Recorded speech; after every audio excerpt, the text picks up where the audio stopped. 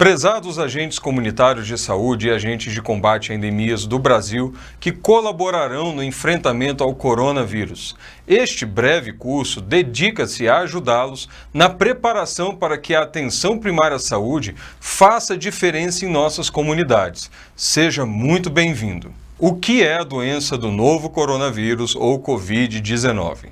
No fim de 2019, o novo coronavírus foi descoberto como o agente causador de uma série de casos de pneumonia em uma cidade da China. E desde então se espalhou por todo o mundo, inclusive no Brasil. Ainda não há informações muito completas sobre como o vírus se comporta em diversos casos e países, assim como pouco se sabe ainda sobre os tratamentos efetivos. Logo, a prevenção do contágio é essencial. Sabe-se que o vírus é altamente contagioso e, na maioria das vezes, causa uma síndrome respiratória aguda, normalmente leve. No entanto, nas pessoas acima de 60 anos e naqueles que possuem doenças crônicas ou descompensadas, há uma maior chance de doença grave e, em alguns casos, até mesmo a morte. Neste momento, a melhor arma que temos é a informação correta e a proteção e isolamento de determinados grupos da população com o objetivo de reduzir o avanço do número de novos casos. O objetivo deste curso é definir o papel dos nossos agentes comunitários de saúde e dos agentes de combate à endemia no manejo e no controle da doença do coronavírus ou Covid-19. Todos vocês poderão ser chamados a ajudar nesse grande movimento nacional para combater o coronavírus. Quais são as manifestações clínicas do paciente? A transmissão do coronavírus entre humanos ocorre principalmente por meio de gotículas respiratórias, oriundas de pacientes doentes e sintomáticos. Ainda há algumas dúvidas se o vírus pode ser transmitido por pessoas sem sintomas da doença. Apesar do período de incubação do vírus ser de 5 a 6 dias, como há dúvida sobre o início de sua capacidade de contágio, o melhor é sempre seguir durante essa epidemia algumas regras relativamente simples, mas importantes, que discutiremos daqui a pouco e que podem ser chamadas também pelo nome de etiqueta respiratória. O paciente com a doença normalmente apresenta os seguintes sinais e sintomas: temperatura axilar acima de 37,8 graus centígrados, caracterizando febre, tosse, dispneia ou falta de ar, dor muscular, cansaço, sintomas gripais e alguns sintomas gastrointestinais como diarreia, o que é mais raro um pouco. Em pacientes idosos ou em outros casos específicos, pode ser que a febre não esteja presente. Fique atento. Manejo clínico na atenção primária à saúde e na estratégia de saúde da família. Todos nós podemos ajudar no cuidado e no atendimento aos pacientes que buscam a unidade básica de saúde com suspeita de Covid-19. Os agentes de saúde, em especial, podem colaborar no fluxo rápido, também chamado de Fast Track, no material do Ministério da Saúde. Essa colaboração pode ocorrer na sua unidade, onde você trabalha, e lá também no Manual do Ministério da Saúde tem o conteúdo que o ajudará a atuar de forma mais eficaz na sua comunidade. Você também pode levar informação correta para a população, o que é muito importante nesse momento. Na unidade básica de saúde, o agente auxiliará a diferenciar os casos suspeitos e que devem ser avaliados com mais cuidado após o encaminhamento para a sala de isolamento daqueles outros casos que podem ser orientados a retornar para casa ou seguir adiante para o atendimento normal dentro da unidade de saúde. A rápida identificação dos casos suspeitos de infecção pelo Covid ou síndrome gripal, priorizando idosos, pessoas com doenças graves ou crônicas e gestantes no atendimento e a adoção de medidas de proteção contra o contágio são atribuições que podem sim ser exercidas pelos agentes de saúde e que fazem parte do controle precoce do fluxograma de manejo clínico na atenção primária à saúde. Os passos para o manejo diagnóstico e terapêutico dos pacientes com suspeita de síndrome gripal causada ou não pelo Covid-19 são os seguintes: 1. Identificação de casos suspeitos de síndrome gripal e de Covid-19. 2. Medidas para evitar contágio na unidade de saúde. 3. Estratificação da gravidade da síndrome gripal. 4. Casos leves, manejo terapêutico e isolamento domiciliar. 5. Casos graves, estabilização e encaminhamento a serviços de urgência e emergência ou hospitalares. 6. Notificação imediata. 7. Monitoramento clínico. 8. Medidas de prevenção comunitária e apoio à vigilância ativa. A identificação, o manejo e o acompanhamento dos pacientes com suspeita de síndrome gripal poderão ser feitos por meio de teleatendimento também. O que é o Fast Track, ou fluxograma rápido, o fluxo rápido de atendimento? A ferramenta utilizada para a identificação de casos suspeitos e para a proteção do ambiente de trabalho é justamente o Fast Track, um rápido protocolo de trabalho que agiliza e protege toda a equipe da unidade de saúde. O primeiro passo é identificar o quanto antes se o paciente tem alguns dos sinais de risco e proteger a equipe de saúde. Antes de qualquer coisa, mantenha pelo menos 1 metro de distância, um pouco mais do que um braço esticado. Seja cordial. Estar um pouco longe do paciente não quer dizer que não podemos tratar ele muito bem. Se ele tiver tosse, dor de garganta ou dificuldade respiratória, com ou sem febre, oriente ele a utilizar uma máscara imediatamente e termine de preencher o formulário agente comunitário de saúde recepcionista. Logo após, oriente o paciente a aguardar o atendimento pelo resto da equipe na sala de isolamento, especialmente preparada para pacientes com risco de síndrome gripal. Se a resposta à pergunta sobre o paciente ter sintomas de síndrome respiratória for sim, novamente reforçando, siga as orientações que estão no Fast Track. Oriente o paciente a realizar a higienização imediata das mãos com sabão ou forneça álcool gel. Solicite que evite tocar no rosto e em superfícies e direcione ele com a máscara para ser atendido pelo auxiliar ou técnico de enfermagem em uma área destinada especialmente ao isolamento respiratório. Como evitar o contágio na unidade de saúde da família?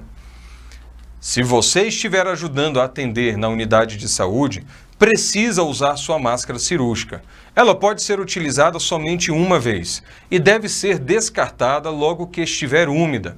Já o paciente suspeito deverá utilizar uma máscara cirúrgica a partir do momento em que for identificado, como nós já falamos. Siga as orientações sobre como utilizar a máscara. Coloque a máscara com cuidado para cobrir a boca e o nariz e amarre com segurança para minimizar os espaços entre o rosto e a máscara. Enquanto estiver utilizando a máscara, evite tocá-la. Remova a máscara usando técnica apropriada, ou seja, não toque na frente da máscara, mas remova o laço ou o nó da parte posterior. Não arranque a máscara também. Isso pode dispersar gotículas no ambiente e promover infecção. Após a remoção, ou sempre que tocar em uma máscara usada, higienize as mãos com água e sabão ou álcool gel, se visivelmente suja. Substitua a máscara por uma nova máscara limpa e seca assim que ela estiver úmida ou danificada. Não reutilize máscaras descartáveis. Só as máscaras N95 podem ser reutilizadas com os devidos cuidados. Descarte em local apropriado as máscaras após cada uso. Troque de máscara quando ela estiver úmida ou quando o profissional atender na sala de isolamento. A hora de trocar seu equipamento de proteção também é uma hora perigosa. Justamente porque nesse momento você pode entrar em contato direto com o vírus. Tome sempre muito cuidado. Há vários materiais disponíveis sobre como fazer a desparamentação em quem está utilizando equipamento de proteção individual para o atendimento direto ao paciente, principalmente em relação a outros membros da equipe de saúde, e também há vídeos instrutivos sobre como tirar a máscara cirúrgica sem se contaminar. Após essa parte inicial do protocolo, o paciente suspeito de infecção pelo Covid-19 deverá prosseguir em seu atendimento conforme o fluxo da unidade de saúde. Lembre-se que, além da máscara, você também precisa lavar as mãos da forma correta e nos momentos corretos. E quais são os 5 momentos da lavagem das mãos? 1. Antes do contato com a pessoa para protegê-la. 2. Antes da realização de procedimentos ou cuidados com o paciente. 3. Após o risco de se expor a líquidos biológicos como secreções, sangue ou espirro. Se identificar uma situação na qual secreções possam estar envolvidas, é melhor chamar o médico ou a enfermeira para auxiliar o paciente. 4. Após o contato direto com a pessoa. 5. Após o contato com áreas próximas da pessoa, do paciente que procurou a unidade de saúde, mesmo que não esteja cuidando dela. Ou numa visita, se você chegar na área onde essa pessoa está colocada, onde ela fica, você também precisa tomar cuidado com a higiene após deixar esse local. Quando o paciente suspeito for esperar para ser atendido por outro membro da equipe, na sala de isolamento, como nós já falamos, deverá já estar com sua máscara e muito bem orientado para que não encoste em ninguém e mantenha uma distância de cerca de 2 metros dos demais pacientes que por acaso também estejam esperando. Essa área de isolamento deve ser uma sala mantida com a porta fechada, janelas abertas e o ar-condicionado desligado, e deve ser especialmente dedicada para o atendimento aos pacientes com sintomas respiratórios ou suspeita de síndrome gripal. Deve ter uma pia com sabão para higienização e um lixo para descarte de materiais contaminados. Como se proteger na comunidade? Pacientes com casos leves serão orientados a permanecer em isolamento domiciliar por 14 dias a partir de quando a doença começou a se manifestar.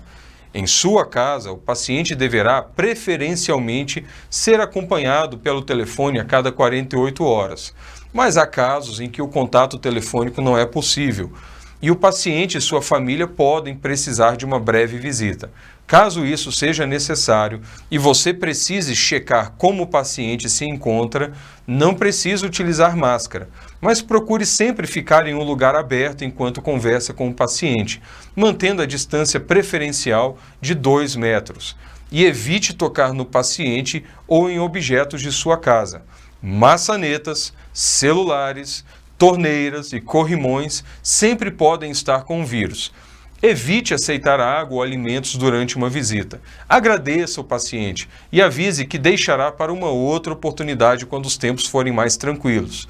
Oriente o paciente em isolamento a beber bastante água, ficar de repouso, tomar as medicações prescritas e realizar todas as precauções necessárias indicadas pela equipe de saúde. Como orientar a comunidade a realizar a etiqueta respiratória? Algumas orientações podem ser dadas por todos nós e previnem não somente o coronavírus, como também outros vírus causadores de gripes e doenças diversas, doenças infecto-contagiosas. Vamos falar um pouco da etiqueta respiratória. Pessoas que não estão com sintomas da doença não precisam usar máscara em ambientes públicos ou em casa, mas basta manter o distanciamento social de pelo menos 1 metro e evitar aglomerações. Quem tem alguma doença crônica deve ter o seu receituário renovado pelo maior tempo possível, para que não precise se expor a contatos próximos com outras pessoas em ambientes estranhos. E fiquem sempre atentos aos lares de idosos e casas de repouso, que devem ser especialmente orientados em relação às formas de prevenção comunitária. Com todas essas dicas, mantendo uma distância segura, evitando tocar diretamente nas pessoas, você está fazendo uma boa etiqueta respiratória. Mas tem algumas dicas a mais. Quando você for tossir ou espirrar, lembre-se, coloque o braço na frente, tampando o rosto e diminuindo a chance das gotículas irem para o ambiente e contaminarem outras pessoas.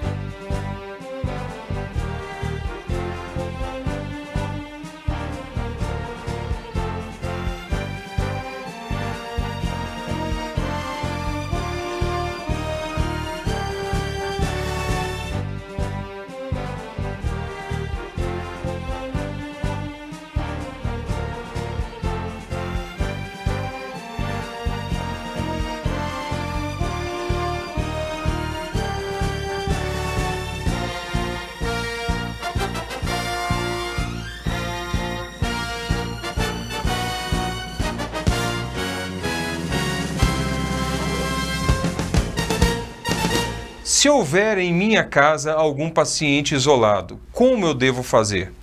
Além dos elementos de prevenção comunitária, alguns cuidados adicionais precisam ser tomados para evitar o contágio. Evitar o contato com as secreções de um paciente isolado. Quando for descartar o lixo do paciente, tenha o menor contato possível com esse lixo e em seguida lave logo as mãos. Nunca encoste a mão no rosto sem antes lavar bem elas.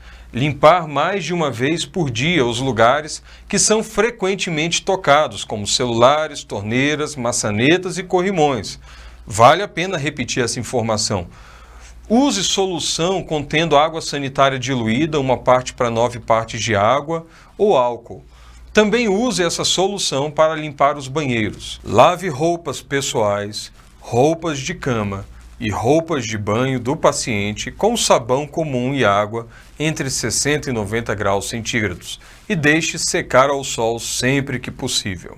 Isolamento domiciliar. Todas as pessoas com diagnóstico de síndrome gripal deverão realizar o isolamento domiciliar.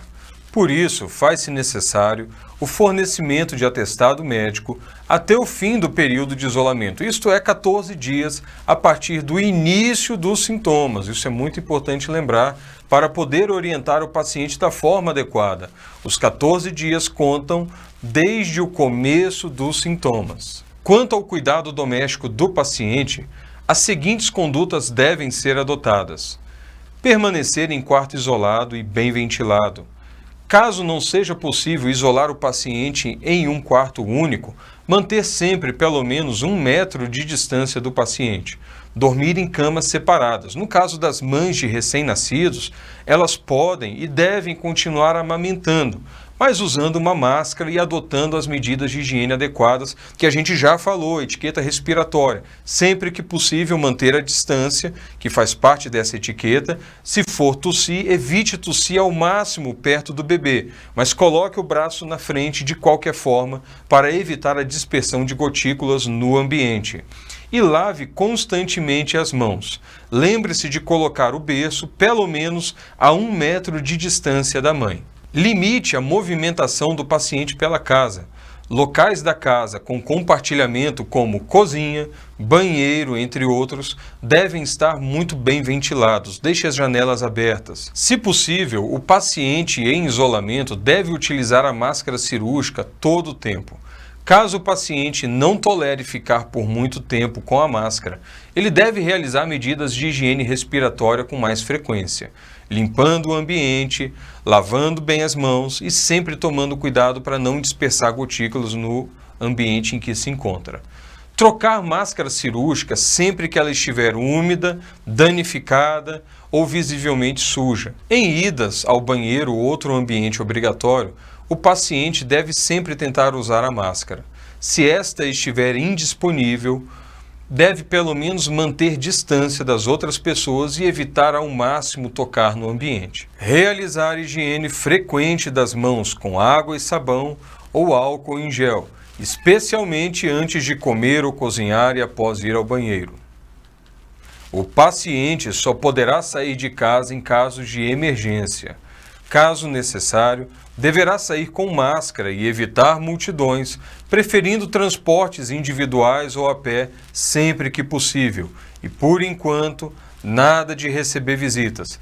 Deixe esse momento de visitar e ser visitado para quando tudo se acalmar mais um pouco. E quem cuida do paciente isolado? Como se cuida? O cuidador deve utilizar uma máscara descartável quando estiver perto do paciente ou no mesmo recinto. Caso a máscara fique úmida, como acontece quando se fica muito tempo com ela ou se tosse dentro dela, deve ser trocada imediatamente. Nunca tocar ou mexer na máscara enquanto estiver perto do paciente. Após retirar a máscara, o cuidador deve lavar as mãos. Oriente o cuidador sobre como tirar a máscara, exatamente como você faz para se proteger. Deve ser realizada a higiene das mãos toda vez que elas parecerem sujas, antes e depois do contato com o paciente, antes e depois de ir ao banheiro, antes e depois de cozinhar e comer, ou toda vez que você julgar necessário.